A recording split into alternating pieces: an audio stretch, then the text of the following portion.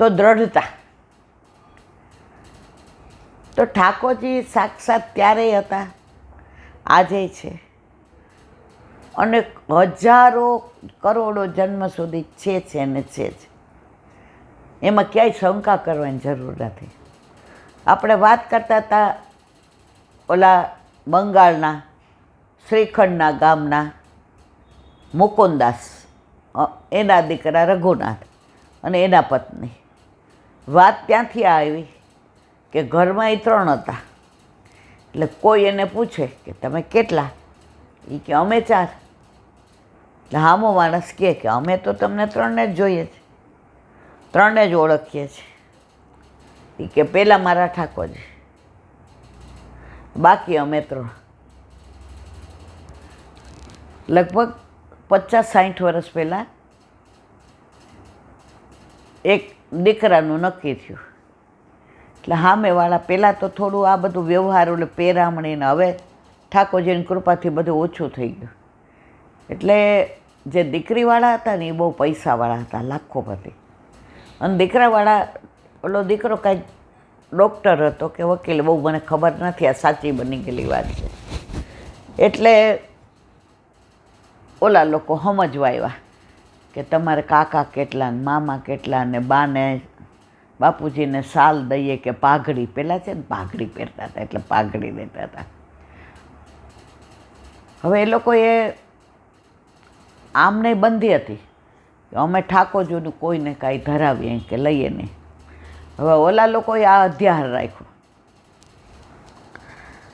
કે ઠાકોરજીને અમારે પેરામણી તો કરવી જોઈએ ને. હવે અમારી દીકરી જ્યાં જવાની તો એને ઠાકોરજી પૂછશે ને બધાય માટે તું લઈ આવી, મારા માટે શું લઈ આવી? એટલે એમણે ઓલા મિશ્રી આપણે મૂકીએ છીએ ને એવી સોનાની વાટકી કરાવી દીધી, કારણ કે બહુ સારું હતું. એ એમણે એમાં નામ ન લખાયું, બાકી બધામાં કવર કર્યું. આ કવર કર્યું એમાં પ્રાણપ્રિય પ્રભુ લખ્યું. હવે બધું થઈ ગયું, બધી પેરામણીને બધું એક બેગમાં મૂકીને આપ્યું. આ બોયલા નહીં કે ઠાકોરજીને આમ પેરામણી કરી છે. અને દીકરી આવીને પછી પહેલાંના જમાનામાં એવું હતું કે આણું પાથરે કે ભાઈ હું વહુ લઈ આવ્યા જ ખબર પડે. અને એમાં તો ગામનાય મેણા મારે નાય. પણ આ દીકરો એટલો બધો ભણેલો ને ડાયો હતો, એને કીધું મારે કોઈ એવા આણા પાથરવા નથી. એણે સસાડે જ ના પાડે કે હું આ પેરામણી બેરામણી માનતો નથી, મારે આવું કાંઈ કરવું નથી. હું વૈષ્ણવ છું, તમે વૈષ્ણવ છો, અમને વૈષ્ણવ ઘર મળ્યું, અને મારા મા બાપને સાચવે, મારા બહેનો, મારા કુટુંબને એવી પત્ની મળી. કારણ કે હું હજી MD કરવાનો છું, એટલે 2 વર્ષ વાર રહીશ. ત્યાં સુધી આણે એકલું મારા મા બાપ પાસે, અને એ તૈયાર થઈ ગઈ. અને મારી બેન આવી રીતે નજીક રહી એટલે આવજા કરે. એટલે મેં એને કીધું કે મારે, એ કે બધું મારા સર આંખો, મારે કાંઈ જોઈતું નથી. એટલે પછી એ બધાય ઓલા ગામના 2-4 હોય મૂક્યા. આપણે હીરાભાઈ આણું પાથરું નહીં કાં? એટલે આ દીકરાએ કીધું બાપા અમે આ રિવાજ કાઢી નાખ્યો. હવે ઓલા ભણેલું બોલે ને એટલે થોડો એનો પ્રભાવ પડે. તો આપણી જ્ઞાતિમાં આપણા ઓલા ખોયડામાં બધે કાઢી જ નાખો ને. ઓલા એ ટોન્ટમાં કીધું. હવે આ 7-8 જણા હતા, સર્વનું કાઢી નાખ્યું કે આણા બાણા પાથરવાના નહીં. હવે ઓલી દીકરીએ 4-5 દી થયા એટલે બધાને બા આ તમારો સાલો, મોટી બેન આ તમારો, આ ભાણીબાનો, આ ભાણાનો, આ અમારા નણદોઈ સાહેબનો. એને ત્યાં 5 હાથી હતા. હાથી એટલે ઓલા કામ કરે માણસો, હા એને હાથી. એ બધા માટે સૌથી વધુ લાવી હતી કે આ બધા 2-2 જોડી કપડાં એના. એનો વરય રાજુ થયો, એના સાસુ સસરાય, કે કેવા સંસ્કારી અમને ફેમિલી મળ્યો. પછી છેલ્લે એણે કીધું કે આ વાડકી હું ઠાકોરજી માટે લાવી. એટલે ત્રણેય જણાએ સામું જોયું કે આપણા ઘરે તો ઠાકોરજી 150-200 વર્ષથી બિરાજે છે. પહેલાંની અમને નથી ખબર, પરંતુ જ્યારથી આપણા માથે પધાર્યા હીરાભાઈ કે એટલે આ છોકરાના પપ્પા, ત્યારથી કોઈ દિવસે કે આપણે કોઈનું ધરાયું નથી. એટલે આ મિતવાએ એક વાક્ય કીધું કે બાપુજી હવે હું કોઈ કહેવાઉં, બાપુજી હવે હું પારકી કહેવાઉં. લાલાને આ પેરામણી નથી, પણ હું આવી તો આ વાડકી હું બોલી ગોપીઓ બધી નંદ ઉત્સવ કર્યો તો જબલાને ટોપીને લઈને આવતી હતી ને બાપુજી, તો પ્રભુના જબલા ટોપી માટે હું લઈ આવી છું. ત્યારે આ ડૉક્ટર દીકરો એક જ વાક્ય બોલ્યો, બાપુજી આપણે અત્યાર સુધી નેમ નથી તોડ્યો, પણ આ મીતુના પ્રેમ માટે થઈને નેમ તોડવો પડે. પણ સાંભળ મીતુ, આ તો જબલા ટોપી તરીકે ભલે લઈ આવી ધરે, પણ હવે પછી ઠાકોરજીમાં કોઈ વ્યવહાર નહીં. અને બીજું, અને આપણા ઘરે તારે મા બાપના ઘરે સારું છે, અમે બહુ રાજી છીએ, પણ કોઈ વ્યવહાર નહીં. હરખથી તું લઈ આવ, અમને બતાવવાની જરૂર નથી, અને તારે કાંઈ આગ્રહ કરીને અહીંયા લઈ આવવાની જરૂર નહીં કે ભાઈ કેરીની સિઝન.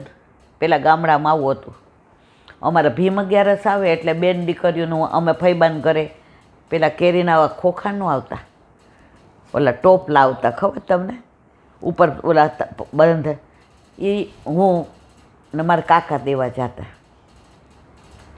દરેક તહેવારે રક્ષાબંધન તો ઓછું હતું, પહલી હોય અમારે, પછી દિવાળીની મીઠાઈને ફટાકડાને એમ ફૈબાન કરે અમે જાતા, મને યાદ છે.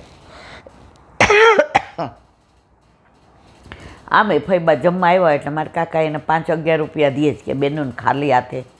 આ એક પ્રેમનો રિવાજ હતો. એટલે કે મિત્રો આપણે કાંઈ આ રિવાજ રાખવા નથી.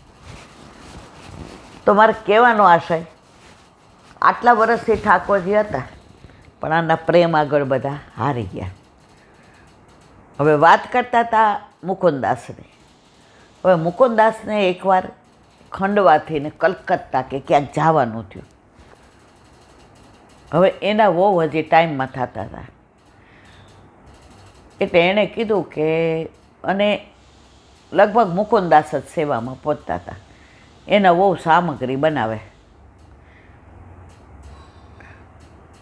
તો એ કે હવે મારે 2 દી માટે જાઉં, કાલે તો જાઉં જ, રાતના વહેલો મોડો આવીશ તો ઠાકોરજીને ભોગ કોણ ધરાવશે? એટલે કે રઘુ ધરાવશે.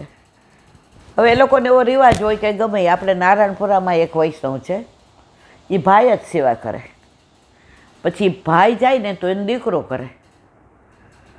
તો એકવાર મેં કીધું કે તમે ભાભી તમે ન કરો? એ કે બેન અમારે મારા સસરા કરતા જ સેવા, પછી મારા જેઠ કરતા હતા, હવે મારા મિસ્ટર કરે છે. હવે મારા મિસ્ટર સાજા માંદા હોય કે ક્યાંય ગયા હોય ને અમે વ્યવહારે, તો મારો દીકરો કરે. અમે સામગ્રી કરી દઈએ, બુહારી, મંદિર વસ્ત્ર, ભોગનું તૈયાર કરી દઈએ, બધું. પણ ઠાકોરજીની સેવા તો વર્ષોથી અમારા ઘરે કે દરેકને પોતાની રસમ હોય. એટલે આને કીધું કે રઘુનાથને કહેજે તું, એટલે કે ને આવડશે? એ કે ભોગ ધરે, બાકી તો બધું સવારે હું કરીને જઈશ કે સારું. હવે રઘુનાથને બોલાવ્યો, રમતો હતો, કે હાથ મોઢું ધોઈ આવ. એટલે હાથ મોઢું ધોઈને આવ્યો. એ કે આ ભોગનો થાળ લઈ જા. અને એ ઠાકોરજીનું નામ, હા, છોટે ગોપીનાથ કે મદન મોહનજી, મને બહુ યાદ નથી નામ. હા, એટલે એ આપણે સાંભળ્યું હતું 2 જણાએ હારે. તો ઠાકોરજીને ભોગ ધરાવ્યો. એટલે એના પપ્પા તો ટેરો કરી દેતા હતા, આણે ટેરો જોયો નહીં, કર્યો નહીં. એ કે હવે જમી લ્યો. આમ બેઠો છું, મારે શરમ આવે ને. પછી કે સારું તો હું અડધો કલાક રમી આવું, તમને વાર લાગે, તમે નાના છો તો તમે આટલા એટલે આટલા આટલા હાથ એટલે વાર લાગે ને, હું અડધો કલાક રમી આવું, પછી થાળી લઈ જાઉં. થાળીની ચિંતા ન કરતા, ખાલી થાય તો હું લઈ જઈશ. એ તો એવું માનતો હતો ભોગ ધરાવવાનું એટલે હાથે અરોગે. હવે તો રમીને પોણો કલાક આવ્યો ને બી ગયો કે મારા બા હમણાં ખીજાશે. પેલા બા બાપુજી કહેતા. બહારથી હાંકળ મારી હતી, રૂમ સામે હતો અને રસોડું સામે હતું, એટલે વચ્ચે એક ઢાળિયો હતો. ખોલીને અંદર ગયો તો થાળ તો એમને. હા તમે જયમાં નહીં? મારા બાપા જોયા છે મુકુંદ દાદા, મારી નાખશે મને, હાલો જમી લ્યો. ઠાકોરજી તો આમ સાક્ષાત પણ કાંઈ એમ જમે. હવે એણે તો સાંકળ મારી દીધી હતી અંદરથી, કોઈ નહીં આવે, જમી લ્યો. ઠાકોરજી તો તોય એમને હવે જોર જોરથી રોવા મને.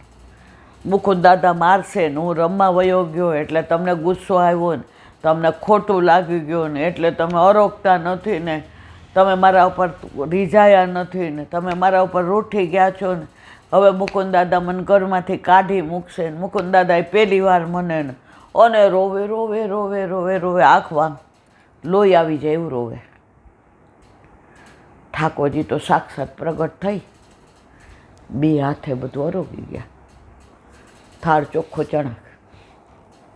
પાછા આમ બેસી ગયા જાણે પહેલાંના જ છોટે ગોપીના જ.